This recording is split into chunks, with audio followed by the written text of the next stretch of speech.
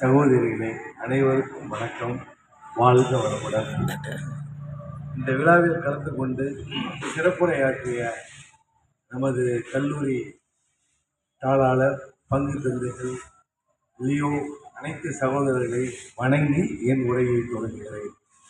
ரொம்ப மகிழ்ச்சியாக இருக்குது. இந்த மாதிரி பொங்கல் விழாவை இந்த வருஷம் நாங்கள் பொங்கல் விழா கொண்டாடுறோமா என்ன அப்படின்னு ஐடியா இல்லாமல் வெளியூர் போகலாம் ஃபேமிலியோடு தான் நாங்கள் இருந்தோம். பட் எனக்கு ஒரு அருமையான வாய்ப்பை கொடுத்து மிக அருமையாக ஒவ்வொரு ஆசிரியர்களும் பயிற்சி ஆசிரியர்களும் ரொம்ப அனுபவித்து இந்த விழாவை சிறப்பாக நடத்தியிருக்கிறார்கள். அவர்களை நான் மனமாற பாராட்டுகிறேன். பொங்கல் விழாவை கொண்டாடிய திருப்தி எனக்கு முழுமையாக இருக்கிறது. அனைவருக்கும் என் மனமார்ந்த நன்றியையும் பாராட்டுகளையும் தெரிவித்துக் கொள்கிறேன். எனக்கு இந்த கிடைத்த வாய்ப்பை பயன்படுத்தி சகோதரிகளுக்கு சில கருத்துக்களை வழங்கலாம் என்று எனக்கு ஆசை. முதலாக ஒரு சின்ன கதையிலிருந்து தொடங்குவோம். ஒரு ஒரு வியாபாரி, நீங்கள் என்னை வியாபாரியாகவே பார்த்துட்டு இருக்கீங்க, ஆனால் நான் கல்வியலாளர் தான். 83 ஸ்கூல் கரஸ்பாண்டன்ட், 87 தான் ஸ்கூல் பள்ளி இது ஹோட்டல் உரிமையாளராக ஆனேன். முதல்ல நான் சொல்ல வர கதை ஒரு அழகான கிராமம். அப்பா ஒரு பெரிய வியாபாரி. அவர் அவருக்கு 3 குழந்தைங்க, எல்லாம் வளர்ந்துட்டாங்க. அப்பாவுக்கு வயசான உடனே அந்த வியாபாரத்தை யாருக்கிட்ட ஒப்படைக்கலாம் அப்படிங்கிற மாதிரி அவருக்கு ஒரு யோசனை. 3 பேருக்கு பங்கு கொடுக்க போகிறோம், பட் வியாபாரம் யாரை பார்த்தா அந்த வியாபாரம் நல்லா இருக்கும் அப்படின்னு யோசனை பண்ணி 3 பேரையும் கூப்பிட்டு அவங்க 3 பேருக்கு ஒரு போட்டி வைக்கிறாரு. சொல்கிறாரு, இந்த போட்டியில் யார் ஜெயிக்கிறீங்களோ அவங்க தான் இந்த நிர்வாகத்தை எடுத்து பார்க்க போகிறீங்க, மற்றவங்களாம் கூட இருந்து சப்போர்ட் பண்ண போகிறீங்க. இது மாதிரி போட்டி வைக்கலாமான்னு கேட்டோம்னா அனந்திக்கு 3 பேருமே ரொம்ப சந்தோஷப்பா, நீங்கள் என்ன போட்டி வைக்கிறோம் கலந்துக்கிறோம் அப்படின்னு சொன்ன உடனே அந்த கிராமத்துக்கு பக்கத்தில் புத்த மடாலயம் ஒன்று இருக்கு. அந்த மடாலயத்தை குறிப்பிட்டு அது ஒரு குன்று மேலே மடாலயம் இருக்கு, நீங்கள் அங்கே போயிட்டு சீப்பு வித்துட்டு வரணும் அப்படின்னு சொன்னார். அனந்தமி 3 பேருக்கு ஒரே குழப்பமாகி போச்சு. ஏன்னா புத்த மடாலயம் அப்படிங்கிறதுல பார்த்தீங்கன்னா எல்லாமே அங்கே இருக்கவங்க சாமியார்கள் தான் இருப்பாங்க. எல்லாருமே மேக்சிமம் மொட்டை அடிச்சுட்டு தான் இருப்பாங்க.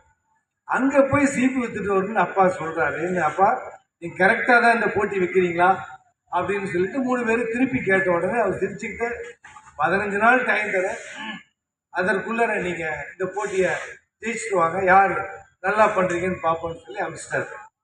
15 நாள் முடிஞ்சு போச்சு. 3 பேர் அப்பா திருப்பி பார்க்குறாங்க. முதல் நபரை கூப்பிட்டு, அப்பா நீ எத்தனை சீப்பு விற்க முடிஞ்சது, நீங்கள் இந்த 15 நாள் டைம் கொடுத்துருக்கமே அதுலன்னு கேட்டோடனே முதல் நபர் அண்ணன் பெரியவர் சொன்னது, அப்பா நான் என்ன பண்ணேன் அப்படின்னா புத்த மடாலயத்தில் போய் பார்த்தேன், எல்லாருமே சாமியாருங்க, எல்லாருமே மொட்டையில் இருக்காங்க, எனக்கு என்ன பண்ணுறதுன்னே புரியல. ஒவ்வொரு சாமியாராக போய் பார்த்தேன், அது மலைப்பாங்கான பகுதி, அதனால் அங்கே கொஞ்சம் குசிப் தொல்லை ஜாஸ்தி.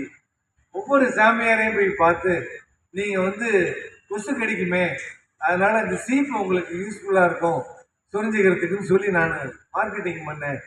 ஒவ்வொருத்தரும் பார்த்துட்டு எல்லாரும் பார்த்துட்டு கடைசியாக 2 பேர் 2 சீப்பு வாங்கிட்டாங்க, என்னால் 2 சீப்பு விற்க முடிஞ்சுது அப்படின்னு சொல்லி சொன்னார் முதல்ல இருக்கிறவர். 2வது நபரை கூப்பிட்றாரு, அப்பா நீங்கள் எத்தனை சீப்பு விற்றீங்க அப்படின்னு கேட்குறாரு. அவர் சொன்ன, அப்பா நான் 10 சீப்பு விற்றோன்னு. அப்பாவுக்கு ஒரே ஆச்சரியம், அப்படியா வெரி குட், எப்படி விற்க முடிஞ்சது அப்படின்னு சொல்லி கேட்குறாரு. நான் என்ன பண்ணப்பா, அங்கே இருக்கக்கூடிய வாடிக்கையாளர்கள்லாம் வராங்க, அதாவது சாமி கும்பிட்றதுக்காக புத்த மடாலயத்துக்கு வராங்க. மலை மேலே ஏறி வரும்போது எல்லாமே தலை கலைஞ்சு போச்சு வராங்க. அப்போ நான் நேராக அந்த புத்த மடாலய அதிபரை பார்த்து, ஐயா வரவங்கெல்லாம் தலை கலைஞ்சு வர்றாங்க, அவங்க கால் கழுவிட்டு சுத்தம் பண்ணி உள்ளே வரும்போது அவங்கெல்லாம் தலை சீவிட்டு போனால் நல்லாயிருக்கும், நான் ஒரு கண்ணாடி ஒன்று ஏற்பாடு பண்ணி தரேன், நீங்கள் சீப்பு வாங்கினீங்கன்னா தலை சீவிட்டு சுத்தபத்தமாக கோயிலுக்குள்ளார வருவாங்க அப்படின்னு சொல்லி அதிபரை பார்த்து நான் பேசினேன். இது கூட நல்ல ஐடியாவாக தெரியுது, சரி எனக்கு ஒரு 10 சீப்பு கொடு அப்படின்னு சொல்லி அவர் வாங்கிட்டார் அப்படின்னாரா. அவருக்கு அப்பாவுக்கு ரொம்ப சந்தோஷம். 3வது நபரை கூப்பிட்டு கேட்குறாங்க, நீ எத்தனை சீப்பு விற்றுட்டு வந்த அப்படின்ட்டு. நான் 1000 சீப்பு விற்றுருக்கேன், மேற்கொண்டு எனக்கு பண்ணித்தரேன்னு சொல்லியிருக்காங்க அப்படின்னு சொல்லி எல்லாருக்குமே ஒரே ஆச்சரியம். எப்படி அந்த சீப்பு வைக்க முடிச்சது அப்படின்னு சொல்லி கேட்குறாங்க. அவர் சொன்னது, நான் என்ன பண்ணப்பா, இந்த மடாலயத்தை வளர்ச்சிக்காக ஒரு ஐடியா எனக்கு கிடைச்சது, நேராக சீப்பில் வந்து புத்தருடைய பொன்மொழியை எழுதினேன். நேராக மடாலய அதிபரை பார்த்தேன். ஐயா, இங்கே தினமும் நூற்றுக்கணக்கான பக்தர்கள் வராங்க.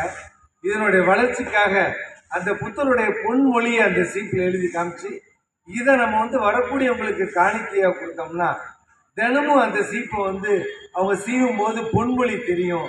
நம்மளுடைய புத்தர் பொன்மொழி வந்து பரவன மாதிரி இருக்கும் அப்படின்னு சொல்லி மார்க்கெட்டிங் பண்ணேன். இது கூட சூப்பர் ஐடியாவாக இருக்கு. எனக்கு ஒரு 1000 சீப்பு கொடுங்க, இதை இப்போ எழுதி கொடுங்க, மேற்கொண்டு தீர அவருக்கு ஆர்டர் பண்ணேன்னு சொன்னாங்களா. அதனால் 1000 சீப்பு வித்துட்டு வந்தேன் அப்படின்னு சொல்கிறாங்க. 3 பேர் சொன்னது சகோதரிகள் எல்லாருக்குமே தெரிஞ்சிருக்கும் யாருக்கு அந்த பொறுப்பை கொடுத்தாங்கன்னு. 1000 சீப்பு வித்தவருக்கு பொறுப்பை கொடுத்தாங்க. இது ஒரு சின்ன நிகழ்வு. இந்த நிகழ்வுல இருந்து நம்ம தெரிஞ்சுக்க வேண்டிய விஷயம் 2 விஷயங்கள்.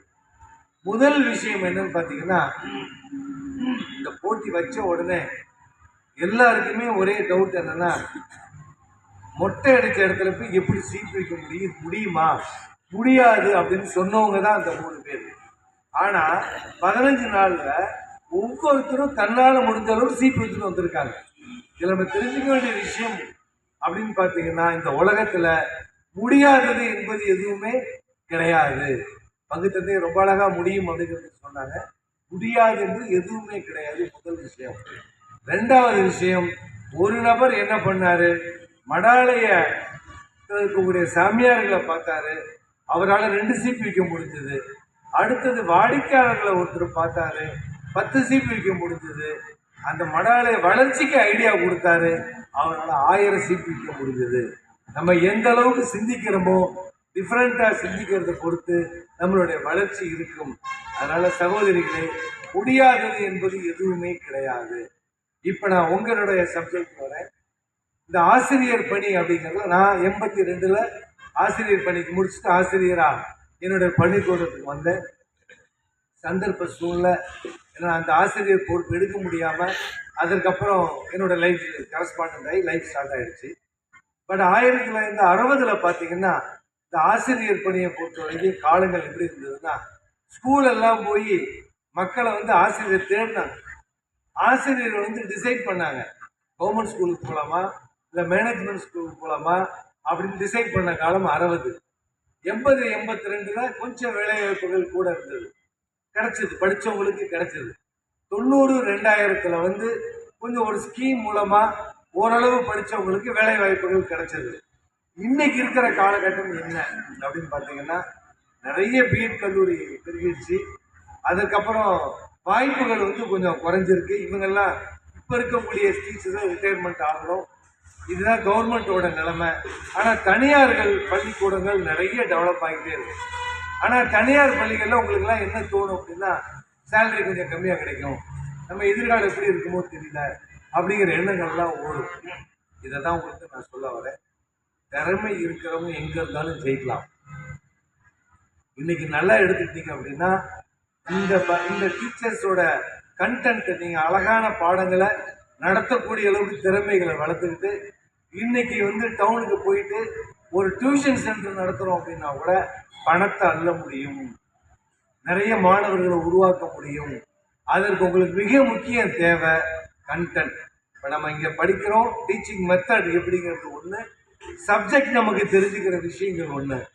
நீங்களே இப்போ இங்கே இருக்கவங்க 4 பேர் 4 சப்ஜெக்ட் இருக்கிறவங்க அழகாக ஒற்றுமையை செலக்ட் ஆகி எப்படி நீங்கள்லாம் வந்து குரூப்பாக செயல்பட்டீங்களோ அழகாக ஒரு டியூஷன் சென்டரை ஒரு டவுனில் கிரியேட் பண்ணி டீச்சிங் மெத்தடை ப்ராப்பராக பண்ண ஆரம்பித்தா இன்றைக்கி எல்லா இடத்துலையுமே நல்ல டீச்சர்ஸ் தேடிட்டு இருக்காங்க. அதான் உண்மை.